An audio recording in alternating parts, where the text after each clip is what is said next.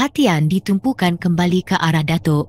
Dia maju ke depan sambil membuka bonga silat, kemudian berhenti seketika. Buka langkah silat sekali lagi dan terus berhenti, menarik nafas sedalam-dalamnya dan melepaskan nafas secara perlahan-lahan sambil duduk dalam 3 peringkat.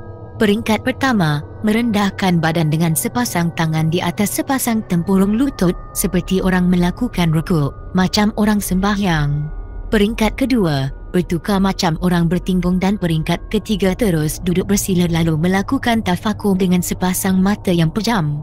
Selesai melakukan tafakur, Datuk terus melompat macam ada sesuatu yang mencucuk punggungnya. Dia terus berdiri sambil sepasang tangan memeluk dada, sepasang bibir terus bergerak. Bila bibir berhenti bergerak, kelopak mata terbuka luas. Datuk menerkam ke arah serumpun rumput liar. Dengan senafas, rumpun-rumput liar berakar 1000 direntap dari bumi. Akar rumput yang masih dilekati tanah itu diangkat tinggi-tinggi melepasi kepalanya dan dipusingnya berkali-kali.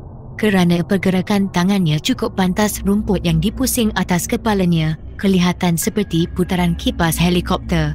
Tanah yang melekat di hujung akar rumput bercerai, berterbangan dan berseraukan.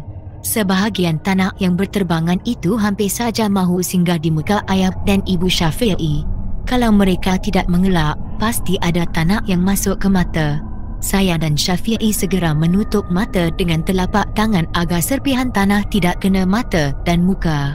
Allahu Akbar, lantang sekali suara Datuk. Telapak tangan yang menutup mata segera dijatuhkan. Saya dan Tajuddin berpandangan penuh dengan tanda tanya yang diiringi dengan rasa hairan. Pak Habib tenang saja, begitu juga dengan Syafi'i. Cuma yang nampak cemas sedikit, ayah dan ibunya. Hilang, cetus saya dalam hati. Rumpun-rumput berakar 1000 yang dikenali dengan nama rumput kuku kucing biang sudah tiada di tangan Datuk. Ah, pelik sekali, bisik batin saya. Helai-helai rumput kuku kucing biang melayang-layang bebas di udara. Semuanya menjonam menuju ke arah 2 lelaki pengikut setia Syafi'i yang masih bergolek-golek atas rumput sawah terbiar. Helai-helai rumput kuku kucing biang itu bergerak pantas bagaikan anak panah terlepas dari busanya. Semuanya menuju ke arah 2 lelaki yang sedang bergolek, berhempas pulas melawan sakit. Bila hujung rumput yang berterbangan menikam tubuh mereka, terdengar jeritan yang kuat dan panjang, bukan lahir dari mulut 2 lelaki tetapi dari sebatang pokok yang tegak gagah di tempat sepadan. Bila suara sorekan dan jeritan hilang, 2 lelaki pengikut setia Syafi'i terus duduk. Toleh kiri, toleh kanan, renung ke langit dan renung ke bumi. Perkara itu dilakukan berkali-kali, kemudian termenung dan termanggu-manggu macam ayam mabuk tahi. Ganjil, terpancut dari mulut saya. Tengok dan lihat saja, jaga mulut kamu, Datuk memberi amaran. Saya gigit bibir. Hanya sepasang mata menyorot ke arah 2 lelaki yang sedang merangkak menuju ke arah pedu pokok besar yang terpacak gagah menjadi sempadan antara kawasan sawah dengan kawasan tanah kampung. Saya pasti benar, dari arah pokok besar itulah sebentar tadi datangnya suara orang menjerit panjang. Sebab saja sampai di pedu pokok besar, mereka terus duduk mencangkung. Tangan kanan masing-masing memeluk kepala lutut kanan, sementara tangan kiri dijatuhkan lurus ke tanah. Jari jemari kiri mereka mencakar tanah. Sepasang mata mereka merenung layu ke arah Datuk dan Pak Habib, membayangkan ada sesuatu yang mereka harapkan. Dan Pak Habib yang banyak mengerti tentang bahasa gerak tubuh dan mata, segera menepuk bahu Datuk. Mereka mengharapkan bantuan untuk kebebasan diri dari sesuatu belenggu yang menyeksakan, bisik Pak Habib. Datuk mengangguk lemah. Uruskan, tambah Pak Habib. Macam tadi juga, Datuk terus mengangguk. Memerlukan bantuan saya, Datuk gelengkan kepala. Pak Habib senyum senang hati. Datuk segera memberitahu ayah dan ibu Syafi'i, minta bersabar sebentar. Biar dia uruskan 2 lelaki pengikut Syafi'i dengan sempurna. Bila semuanya selesai, perjalanan akan diteruskan. Tiada bantahan dari pasangan suami isteri tersebut. Syafi'i menggerakkan sepasang kelopak matanya, merestui permintaan Datuk. Setelah membaca beberapa potong ayat dari Al-Quran, Datuk segera menuju ke arah pokok besar dengan diiringi oleh Pak Habib. Saya dan Tajuddin disuruh berada di tempat masing-masing untuk mengawasi gerak-geri Syafi'i. Manalah tahu kalau terjadi sesuatu yang tidak diingini. Dalam jarak beberapa kaki mendekati pedu pokok besar, terdengar suara ngauman harimau. Langkah Pak Habib dan Datuk terhenti seketika. Saya terasa seram, bulu roma terus tegak berdiri, muka Tajuddin nampak pucat. Syafi'i bersama kedua-dua orang tuanya nampak resah.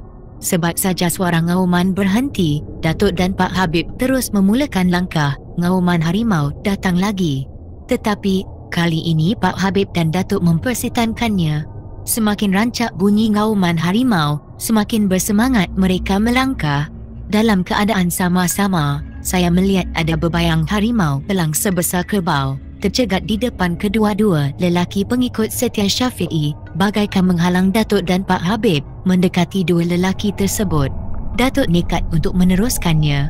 "Jangan sahabat, ini berbahaya," tahan Pak Habib. "Kalau tidak ditentang, kerja kita jadi sia-sia." "Berbahaya sahabat, sesungguhnya tiada makhluk yang boleh melawan kekuasaan dan kekuatan Allah. Kalau itu kata sahabat, silakan, tolong saya bila keadaan terdesak. InsyaAllah, itu janji Pak Habib." Datuk pun melangkah. Tiba-tiba dia terjatuh dan terlambung ke belakang macam ada sesuatu yang menolaknya. Bebayang harimau kelihatan mengangkat kedua-dua belah kakinya sambil membuka mulut selebar mungkin, bersedia untuk menerkam dan membaham Datuk yang terlentang di tanah. Sebelum harimau besar melompat ke arahnya, Datuk menggolekkan tubuhnya ke arah kanan dan terus bangun. Datuk tahu, harimau yang ditentangnya bukan harimau sebenar tetapi harimau jelmaan. Datuk mengambil inisiatif menentang cara kebatinan. Setelah memilih tempat bertahan yang sempurna dan kukuh, Datuk berdiri tegak dengan sepasang kaki terbuka lebar. Sepasang lengan diletakkan ke dada. Wajahnya nampak garang dengan sepasang mata bersama renungan tajam diarahkan ke arah bebayang harimau besar. Rambut yang menutup sebahagian cuping telinga nampak bergerak.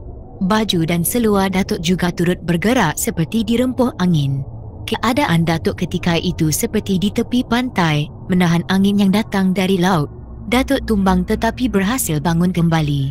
3 kali tumbang, 3 kali bangun. Setelah itu Datuk kelihatan stabil, berdiri penuh yakin. Episod selanjutnya menyaksikan harimau sebesar kerbau tercampak ke kiri dan ke kanan. Sukar untuk berdiri, sepasang kaki belakangnya bagaikan patah.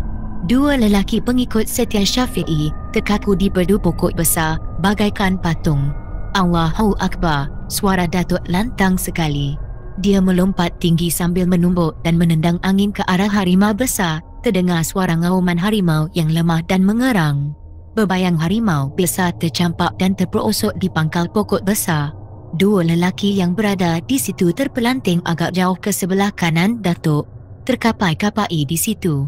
Manakala harimau besar yang terperosok nampak mengecil dan akhirnya hilang, cuma ada kesan debu-debu halus di mana harimau itu terperosok.